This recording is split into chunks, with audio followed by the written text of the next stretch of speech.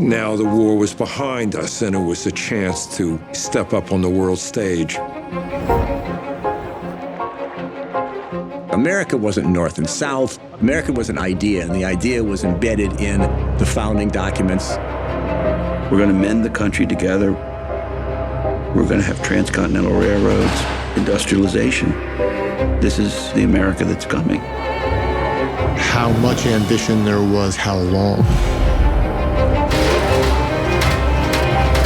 A great, powerful, human, rational force in juxtaposition with nature.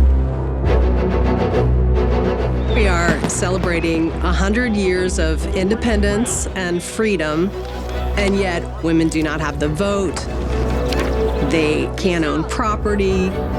And this is the last moment when they can get up and say, we matter, we count, we belong, we should be in the picture. Philadelphia was really a great experiment. How do you make America become what it is destined to be, which is a place for everyone?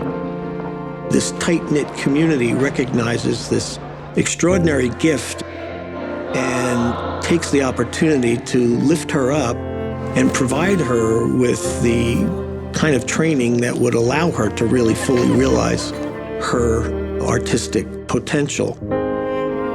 The moment we all know Marian Anderson for, but also instilled in her a sense of pride and a sense of dignity to be able to stand against this kind of oppression. A community that saw genius in her and wanted to promote it at any cost. My family settled at the base of Mount Etna, which is Europe's largest active volcano.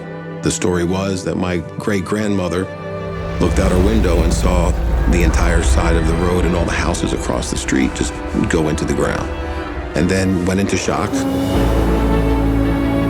What brought them here was the land of opportunity, jobs. And my great-grandfather said, it's time to go.